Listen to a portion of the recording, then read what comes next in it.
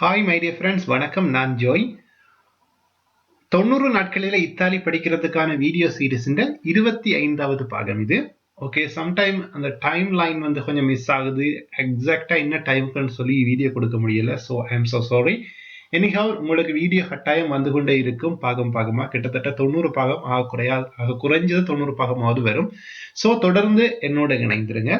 இன்றைக்கு வந்து வீடியோல நாங்கள் கொம்பிலாரே இல் மொதுலோ அப்படின்னா என்னன்னு பார்க்க போறோம். ஓகே, போன வீடியோல நான் உங்களுக்கு ஒரு மொதுலோவை காட்டி, அதாவது ஒரு ஃபோமை காட்டி, ஒரு படிவத்தை காட்டி உங்களுக்கு நான் சொல்லியிருந்தேன் என்னென்ன விஷயங்கள் எல்லாம் கேட்பாங்க, அதை நாங்கள் புரிஞ்சு கொண்டா ஈஸியா வந்து இன்னொரு ஆள்கிட்ட உதவி இல்லாமே சாதாரணமான ஃபார்ம்ஸை வந்து நீங்க ஃபில்அப் பண்ணலாம்.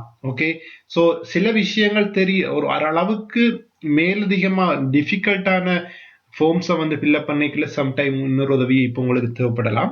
ஆனால் இப்போ வந்து இந்த வீடியோ பார்த்ததுக்கு பிறகு கிட்டத்தட்ட நீங்க ஃபார்மின் ஒரு பெரும்பாலான பகுதியை வந்து நீங்கள் ஃபில் பண்ணக்கூடிய மாதிரி இருக்கும் அப்படின்னு சொல்றத நான் உறுதியாக உங்களுக்கு சொல்றேன். ஓகே, கொம்பிலாரே அப்படின்ற சொல்றது ஒரு வந்து வேர்போ. கொம்பிலாரே இல் மொதுலோ. மொதுலோன்னு சொல்லி சொன்னா ஃபோர். ஓகே, தம்மி மொதுலோ அப்படின்னு சொல்லி நீங்க கேட்கலாம். தம்மி மொதுலோ. ஓகே, தம் என்ற இல் மொதுலோ, அதாவது singular.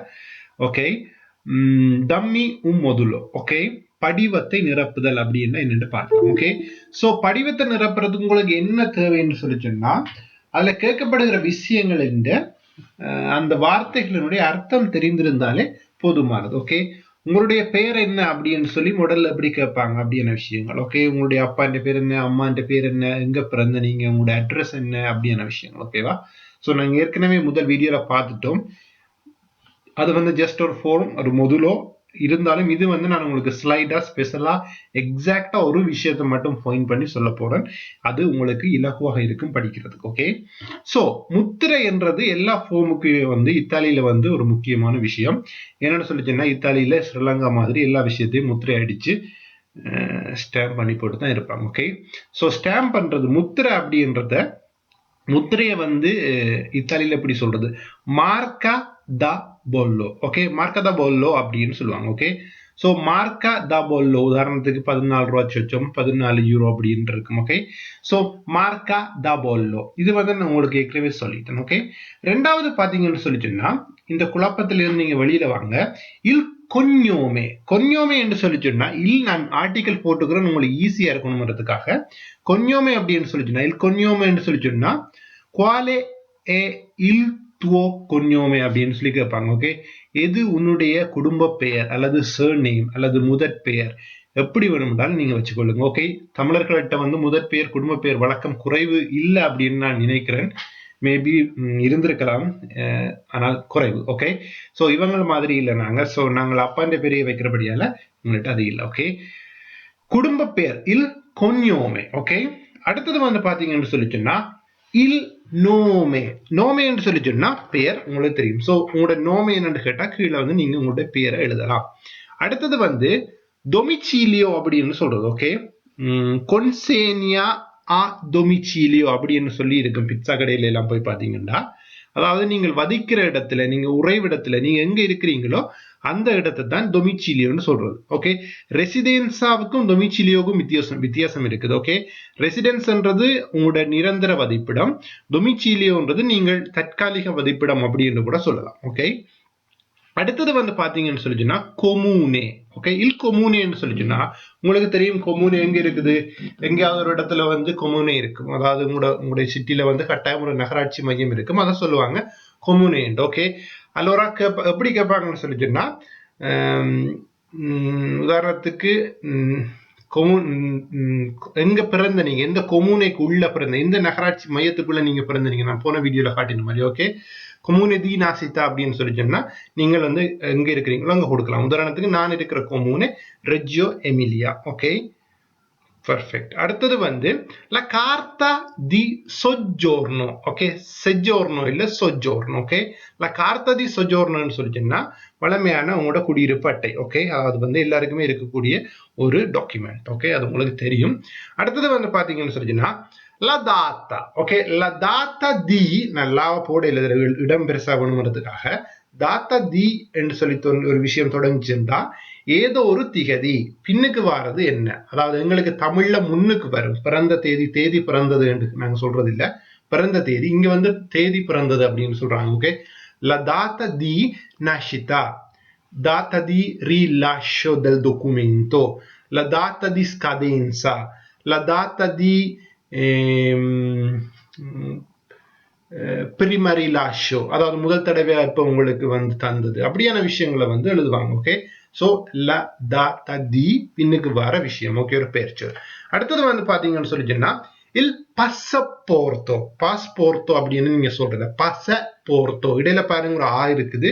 So il passaporto, dove il tuo passaporto அப்படின்னு கேட்பாங்க. எங்க உன்னுடைய கடவுச்சீட்டு என்று நினைக்கிறேனோ தெரியல, கடவு தெரியல, தமிழ் தெரியல, கடவு அட்டை அப்படின்னு வேறு நினைக்கிறேன். il passaporto. Okay, il passaporto 10 s இருக்கு, ஓடியா பாருங்க, passaporto, passaporto இல்லையா, passaporto. ஓகே, அடுத்தது வந்து பாத்தீங்கன்னு சொல்லிட்டுன்னா indirizzo. இதுல பாருங்க இந்த இந்திரி, அதாவது DIRI, சோ வடிவா நீங்க உச்சரிக்க வேண்டும். இது அப்போஸ்ட்ரோபி வருது என்னன்னு சொல்லிட்டுன்னா indirizzo வந்து வோகால் என்றபடியால லிந்திரிட்சோ. லிந்திரிட்சோ அப்படின்னு சொல்லிச்சுன்னா முகவரி, உங்களுடைய விலாசம். ஓகே, முகவரி. அடுத்தது வந்து பாத்தீங்கன்னு சொல்லிச்சுன்னா நுமெரோ சிவிகோ. ஓகே, சிவிகோன்னு சொல்லிச்சுன்னா சி. ஓகே, சில சிய சிவிகோ, சிக்கும் சிக்கும் வித்தியாசம் இருக்கு, எஸ்ஐக்கும் சிஐக்கும் சிவிகோ. ஓகே, நுமெரோ சிவிகோன்னு சொல்லிச்சுன்னா வீட்டிலக்கம். இதுல ஒரு குழப்பம் இருக்கு, என்னன்னு சொல்லிச்சுன்னா இப்ப நீங்கள் ஒரு தனி வீட்டுல இருந்தா நுமரோ குவாத்ரோ வியா கார்லோ ரெஜியோ எமிலியா அப்படின்னு சொல்லி போடலாம். ஆனால் நீங்கள் வந்து ஒரு அப்பார்ட்மெண்டோல இருக்கிறீங்கன்னு சொல்லி, அதாவது நிறைய வீடுகள் இருக்கிற ஒரு இடத்துல இருந்தீங்கன்னா தான் உங்களுக்கு ப்ராப்ளம் வரும். ஓகே, சோ என்ன செய்வாங்கன்னு சொல்லிச்சுன்னா எல்லா வீட்டையும் சேர்த்து ஒரு இலக்கமாக்கி போட்டு அந்த 5வது நம்பர்ல ஓகே உங்களோட வந்து எத்தனாவது நுமரோ சிவிகோ அப்படின்னு சொல்லி வரும். ஓகே, 12 வீடு இருக்குன்னு சொல்லிச்சுன்னா அதுல உங்களோட 12வது வரும். ஓகே, மேபி அதுல வந்து 12A 12B அப்படின்னு சொல்லி தான் இருக்கு. AB பொதுவா என்னன்னு சொல்லிச்சோன்னா ஸ்காலா அப்படின்னு சொல்லுவாங்க. அதையும் நாங்க பார்ப்போம். ஏனென்றா ஒரு பெரிய அபார்ட்மெண்டோல வந்து 2-3 பெரிய இடங்கள் பெரிய வீடுகள் இருந்ததுன்னு சொல்லிச்சுன்னா தனித்தனி ஸ்காலா, பொதுவா வந்து ஸ்காலா ஆவா இருக்கும். அப்படி இல்லைன்னு சொல்லிச்சுன்னா ஸ்காலா A, ஸ்காலா B அப்படின்னு சொல்லி சொல்லுவாங்க. ஓகே, அடுத்தது இன்டெர்னோ அப்படின்னு சொல்லிச்சுன்னா நீங்க நிறைய ஸ்காலா இருக்கிற வீட்டுல இருந்தீங்கன்னு சொல்லிச்சுன்னா உங்களோட வீட்டினுடைய உள்ளிலக்கம், அதாவது உங்களோட இன்டெர்னோ எத்தனைன்னு சொல்லி எழுதியிருக்கும். ஓகே, சோ அதான் இந்த சிவிகோலையும் இன்டெர்னோலையும் இருக்கிற ப்ராப்ளம். அதை நீங்க கொஞ்சம் புரிஞ்சு கொண்டா சரி. ஓகே, அடுத்தது வந்து பாத்தீங்கன்னு சொல்லிச்சுன்னா வியான்னு சொல்லி சொன்னா தெரு இலக்கம், வீதி, எந்த வீதியில் நீங்கள் இருக்கிறீங்க, அதாவது அட்ரஸ்ல வியா எமிலியான்னு சொல்லிச்சுன்னா வியா எமிலியா, வியா தெகானின்னு சொல்லிச்சுன்னா வியா தெகானி. ஓகே, அடுத்தது வந்து பாத்தீங்கன்னு சொல்லிச்சுன்னா சித்தா. இதுல அச்சந்தோ மேல ஆவுக்கு மேல அச்சந்தோ இருக்கிறபடியெல்லாம் சித்தா அப்படின்னு சொல்லி சித்தா டகன் நிப்பாட்ட வேணும், நகரம் சித்தா. அடுத்தது வந்து காப். ஓகே, இது என்ன அர்த்தம் அப்படின்னு சொல்லி கேட்கலாம் நீங்கள். அதாவது எங்கட ஊர்ல இருக்கிறது மாதிரி ஜாழ்ப்பாணத்துல உதாரணம் ஜாழ்ப்பாணத்துக்கு 4000. ஓகே, சோ ஜாழ்ப்பாணம் ஒவ்வொரு என்னன்னு சொல்றது தபால் திணைக்களத்தால நிர்ணயிக்கப்படுற ஒரு நம்பர் தான் இது. ஓகே, அதான் சொல்றது கோதிச்ச தி அவ்வியமெந்த போஸ்டாலே. ஓகே, அதாவது தபால் போக்குவரத்தை வந்து இலகுபடுத்துறதுக்காக அமைக்கப்பட்ட ஒரு நம்பர் தான் அது. ஓகே, சோ ரெஜியோல பாத்தீங்கன்னு சொல்லி சொன்னா 4000 தோணும். ஓகே, லா சித்தாதினான்சா அப்படின்னு சொல்லி சொன்னா குடி உரிமை, லா சித்தா தி நான்சா சொல்லி சொன்னா குடியுரிமை. சோ நீங்க ஸ்ரீலங்கனா இருந்தா ஸ்ரீலங்கேஸ் அப்படின்னு சொல்லி போடலாம். ஓகே, இந்தியன்ஸா இருந்தா இந்தியானோ அப்படின்னு சொல்லி போடலாம். ஓகே, சித்தாதீனின்னு சொல்லி சொன்னா நீங்க சிட்டிசன் எடுத்தாக்கலன்னு மட்டும் நினைக்க கூடாது.